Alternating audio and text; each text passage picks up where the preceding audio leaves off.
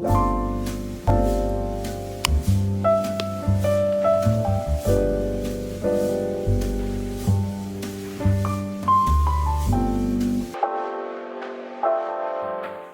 my sweet besties. Today we're going to be doing a themed reading vlog. As you can tell from the title, we are going to be reading books that I soft DNF'd. In case you don't know, DNF stands for did not finish, and soft DNF is specifically books that I didn't finish at the time but I wanted to come back to.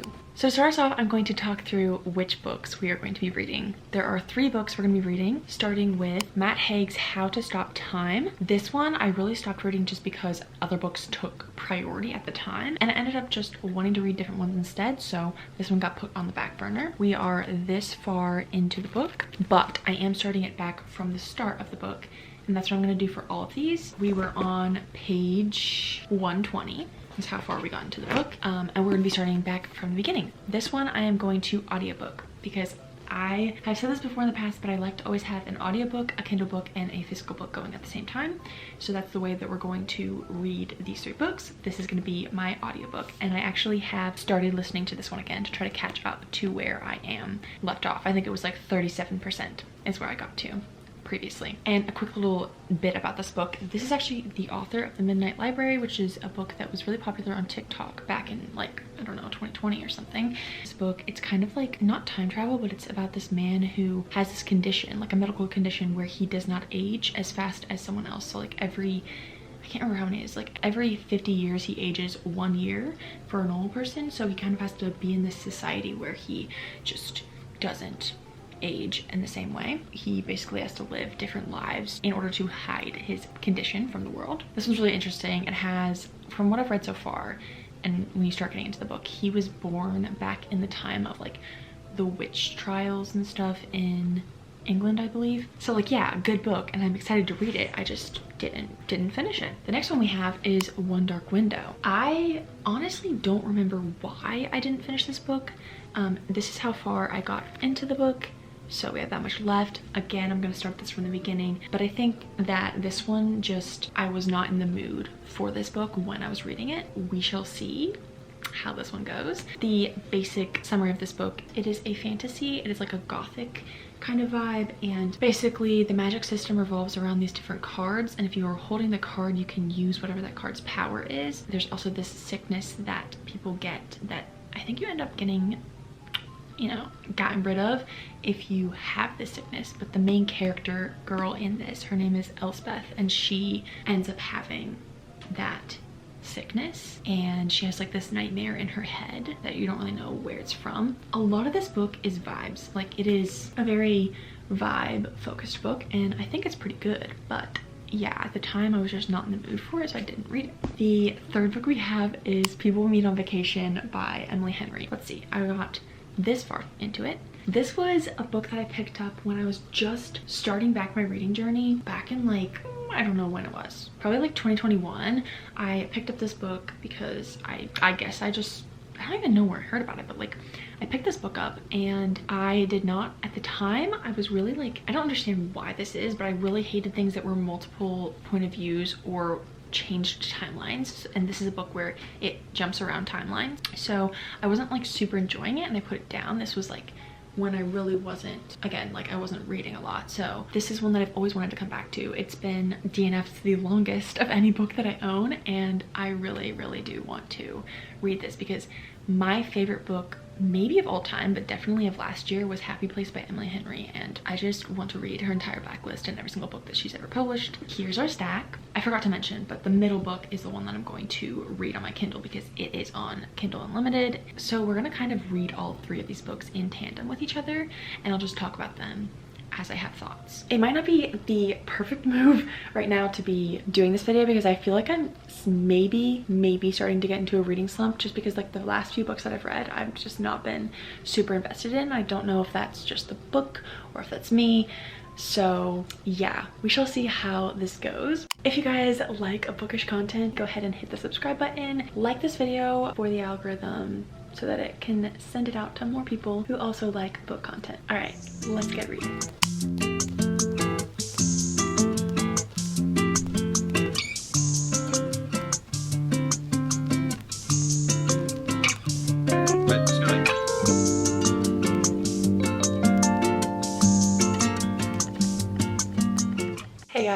time for a little reading update. I am now 51% through How to Stop Time, and something that I've observed is like as I was rereading the part that I've already read from the book, I was enjoying it a lot, except because I'm listening to the audiobook now instead of reading it, there are certain lines that I remember from the first time reading it that were just like hit me really hard, but in the audiobook it really doesn't do that because, for one, some of it is said by like a female character and the narrator is a man, and it just didn't quite sound right. And then there's also just when you're listening to the audiobook, it doesn't stop when you have a thought, it just keeps going. And like when you're physically reading, I feel like you will, if you come across a line like that, you just stop and think about it. So that's one thing, but I am liking it. I will say that the reasoning of why I DNF'd it the first time still holds true. It's not like holding my attention in the way that I would like it to, but I am gonna push through and finish it because I want to know how it ends, and that's like a big reason why I decided to soft DNF instead of actually DNFing this one. So there's the update there, and then the next update we have is for One Dark Window, which I have just only gotten 10% into.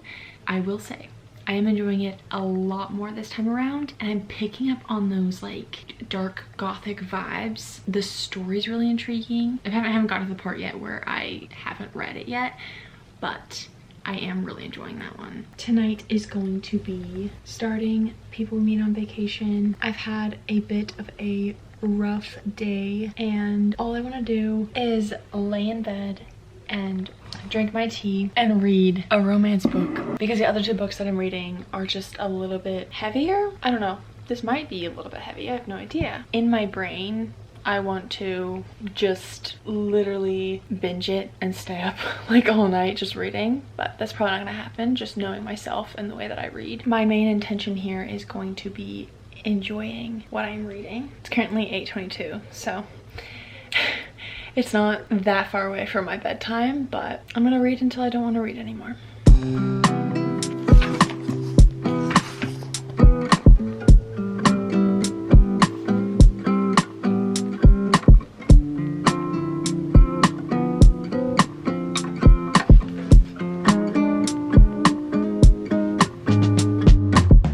Good morning, guys. This is the next day. I ended up actually calling a friend and talking for a few hours last night. So this book did not get as much read as I thought I might get read, but we did get to 55 pages in, and I'm very close, I feel, to where I was before. I think because I was reading this book before I was like really back into reading, I guess is why I just didn't enjoy it as much. I don't think I'd read like an adult romance before, but I love these characters. Alex and Poppy, I feel like I would like them in real life. I'm really enjoying it, and I am excited to see how it goes. It's quite a different story because Alex and Poppy are best friends who've had a falling out, and she's just kind of trying to figure out why, and it keeps jumping around to different summers they would go on these trips together. But also it's interesting because like a lot of times you think that a guy and a girl can't exactly be best friends in the world without something more. It's interesting because it's just kind of following that plot line of their best friendship. I finished How to Stop Time. Here are my thoughts. Basically, I feel that what the author was trying to do with this book, I think was good. I think it was an interesting concept. I also think that there is a reason why I DNF'd it in the first place. Like, this is one of the ones where I was for sure like, I don't know, I'm kind of like 50-50 on this should be a soft DNF or an actual DNF, because truly, at this point, I kind of wish that it was a full DNF. I wish I hadn't read it because the ending, you didn't really get that much of a payoff. I just don't feel that it was worth it. Also, I've kind of talked about what all of the plot of that book is, so I won't like reiterate too much, but a couple things to me were just kind of weird. Like, because this man had lived since like the 1600s or whatever, he has experienced all these different things, and he was alive during the time of Shakespeare. He was alive when F. Scott Fitzgerald wrote The Great Gatsby, all of those type of things. And just because you've lived a lot of life does not mean that you would meet all of these famous people that we talk about so much nowadays. Like, that just felt a little bit unrealistic. I do think that maybe the author was using this book as an avenue to explore these historical events. The other thing is that the book just, you can hardly tell what genre the book is, because in some senses it feels like just a general fiction, and then it also feels like a historical fiction, and it also feels like sci-fi, and it also feels like fantasy, and I just didn't feel like the payoff was worth it. So I ended up giving it 2.75 stars. Probably should have DNF'd. The 0.75 is literally just because I think that the author was trying to do something good with the story. But yep, that's my update on that. I do really want to finish the 2 last books pretty quickly. I don't really know how long it's gonna take me, but today, as I'm filming this, it's April 1st, and Abbie Jimenez's new book just launched, and I put it on my Kindle. I'd pre-ordered it, and I'm really wanting to read it right now, but I'm gonna make myself finish the books in this video first. It is clearly raining right now around me. I have absolutely no clue what I last updated you on, but in the past few days, over this weekend, I have finished People We Meet on Vacation. One thing I really loved about this book, the characters. I really liked Alex and Poppy. I think they were really cute and the perfect people to be the main characters of the story. I like that they have like very different personalities, but they like really get each other's humor, and they're just inside jokes and stuff is just very, very friendship vibes, you know? Friendship goals. I also really liked that the theme of this was travel. As someone who's traveled a lot myself, it was fun to see them in different locations. I also really like, and this is something that I like about Emily Henry's books and a couple other authors as well, but just the realness of it, where she actually puts things in the story that are like realistic, like somebody having some type of physical pain, or like when they're going around, walking around, and it's like really hot outside, and it really describes how it's hot and how it feels uncomfortable and how like that causes issues. I like that about her writing, where she really makes things happen more realistically, like they would actually happen, not like in a rom-com where everything is just perfect all the time. And they also like talk about money struggles and talk about actual numbers, which is another thing I really like, because some books just say like, oh, my bank account was low, or something like that, which I've also fallen prey to in books that I've written, but they're not published yet, so I can change that. But yeah, I really liked that about this. I liked that when they are broke kids, they are really scrappy and they know how to like travel on a budget. Another thing I loved about this book is some of the themes, especially near the end. So the whole first half of this book, I was like, I think I'm gonna give this like between 3.5 and 4 stars, but like I was not thinking it was gonna be up to 4 stars. I was thinking it's probably gonna be 3.75 stars. I mean, that's still a really good rating, but all of my other Emily Henrys have been 4 and above. I just wasn't sure. I was like, I guess maybe the reasons I DNF'd this in the first place were valid. One of the things that I didn't love, especially when I first read it, was the timelines being different, and they're kind of like coming together at the end, which I think is a really, really good artistic choice, but like it wasn't my favorite way for this story to be told, but I don't really know what else I would say would be better. One of the things I appreciate so much about Emily Henry is her writing and the way that she like puts words together, like in a sentence. And I think in this book you can tell that this is her earlier work, because you can see certain points where she's trying to do what she is able to achieve now, like say in Happy Place. I think she was trying, and I think a couple times there were some misses in this book, but honestly that's just because she was less experienced of an author, so I'm not gonna fault her on that. Poppy's boss made me cry every time I read something that she did or said for Poppy. Like genuine tears, like sobbing my eyes out. At the end of this book, I cried quite a lot, which always happens to me in every Emily Henry book.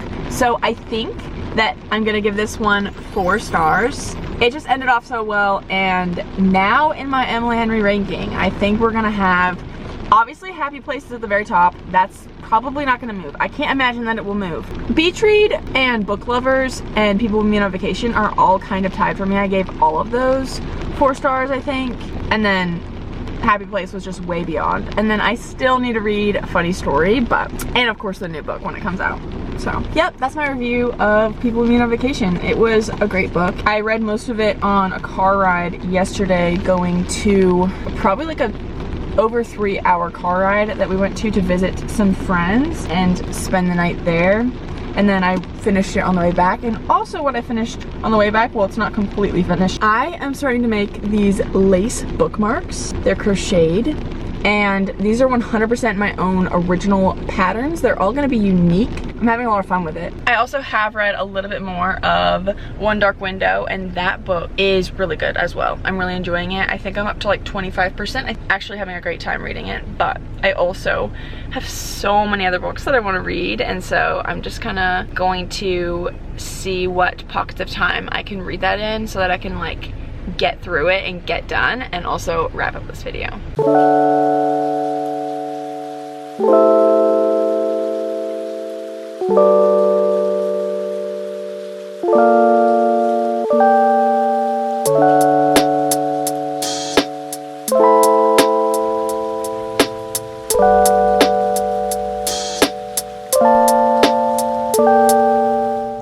Would you guys absolutely hate me if I said that like I kind of want to DNF again? I think that the story is interesting. I really don't care about the characters. I don't care about them. I'm just having a really hard time, and it feels like I've been reading this book for a very long time, like, which is really frustrating because there's so many books that I want to read. I'm struggling. I did it, guys. I finished One Dark Window. I'm actually very proud of myself for pushing through and actually finishing this one. However, I do believe that that whole middle portion was definitely contributed to putting me into a book slump. I have been struggling to read so much, but as soon as I finished this one, I'm now like completely so excited to read more books, including wanting to read book 2 of this duology. Basically, the first half of this book is very slow, and once it gets a little bit past the halfway mark, I started becoming a lot more invested because more is happening with our main character, and also the love interest, Raven. I love him. I love him so much.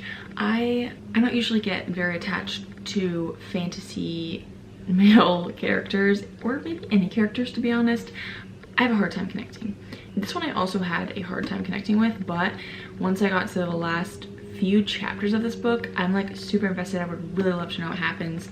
And I also think that the magic system, I know a lot of people say this about this, but the magic system is so interesting, and it has so many different elements that all together make it a very, very unique setting and world. So I really appreciated that, and I gave this one 3.75 stars.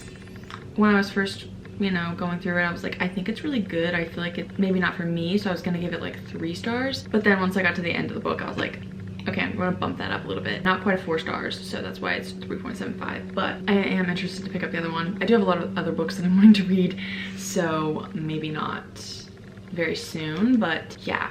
Also, I think this one is literally perfect for fall time, spooky season. Like, that would have been the best time to read this, which is when I had originally started trying to read it and ended up just, you know, not finishing.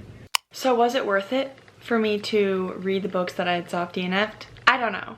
It kind of put me in a book slump, but I did finish People We Meet on Vacation, which I loved. I didn't really love How to Stop Time that much, and One Dark Window was pretty good. Made me want to read book 2, so I think overall pretty positive. I'm gonna get off now and get to reading more books because I'm actually super excited to read. If you guys like this video, feel free to subscribe and go ahead and give it a thumbs up, and I will see you guys in my next video. Bye!